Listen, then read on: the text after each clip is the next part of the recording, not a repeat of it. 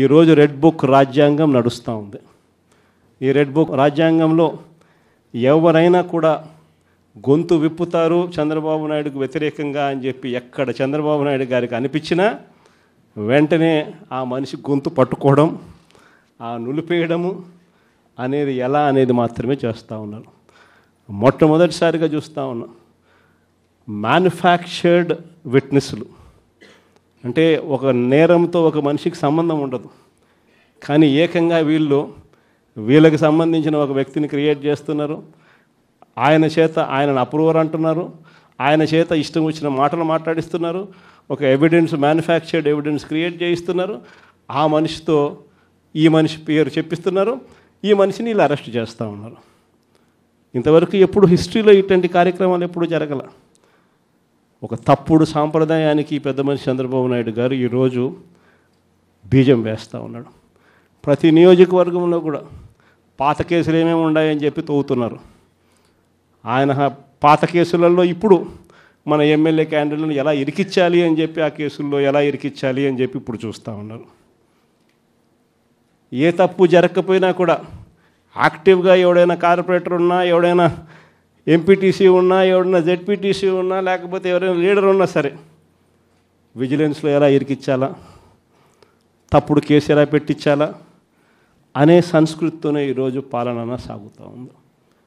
నేను ఒకటి చెప్తా ఉన్నా, ఈరోజు కష్టంలో ఉన్న వైఎస్ఆర్సీపీ అన్నదమ్ములను నేను ఈరోజు చూస్తూ ఉన్నా. నేను మీ అందరికీ ఒకటే చెప్తా ఉన్నా, మీ అన్నగా, మీ తమ్ముడిగా, మీ బిడ్డగా ఒకటి చెప్తా ఉన్నా. నెక్స్ట్ వచ్చే జగన్ 2.0లో పరిస్థితి ఈ మాదిరిగా ఉండదు. ఈరోజు ప్రతి కార్యకర్త కష్టాన్ని చూస్తూ ఉన్నా కాబట్టి చెప్తా ఉన్నా. ఇంతకుముందు మన హయాంలో మనం వచ్చే టయానికే కోవిడ్ మహమ్మారి మధ్యలో 2019 జూన్లో మనం ప్రమాణ స్వీకారం చేశాం. ఆ తర్వాత ఆ మార్చిలోనే ముగియక మునిపే, ఒక సంవత్సరం కూడా సరిగ్గా ముగియక మునిపే 2020 మార్చి వచ్చేసరికి వెంటనే కోవిడ్ వచ్చింది. ఆ తర్వాత 2 సంవత్సరాలు కోవిడ్తో మనం యుద్ధం చేయాల్సిన పరిస్థితుల మధ్య మన పాలన సాగింది.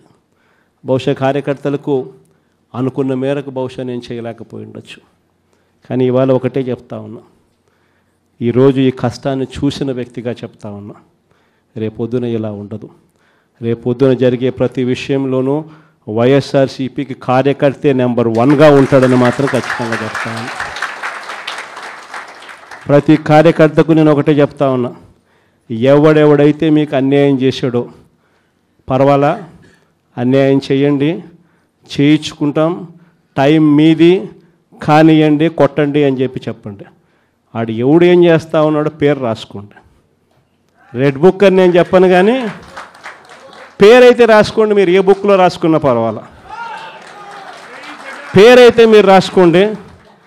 దాని తర్వాత మాత్రం అన్యాయం చేసినోనికి సినిమా మాత్రం మనం చూపిస్తామని చెప్తాను.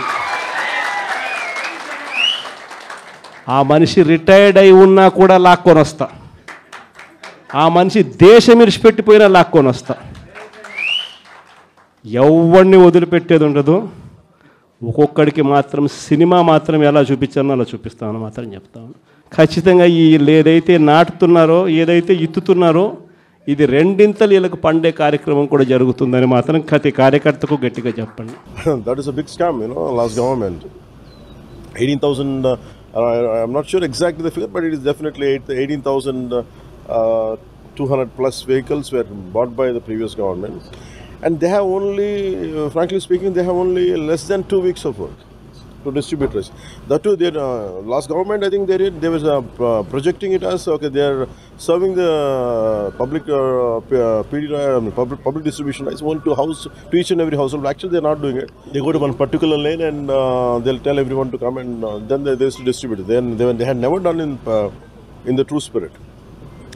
And ideas, it was given, I think, I don't know to whom they had given. They had taken a lot of money, I think, from Bank of Baroda. They have taken loan, and I think yesterday in cabinet meeting it came out. I think this scrapping it is the right thing cabinet has taken under the leadership of but Chandrababu Naidu ji. I Talking think. about a lot of scams that are going on, even the liquor scam that you see right now, there's a lot of people.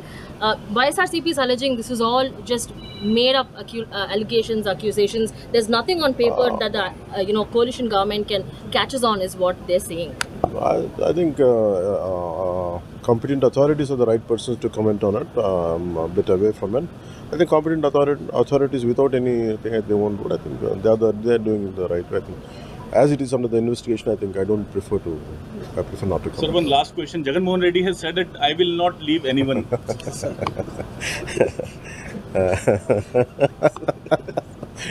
That's fine. Let us see.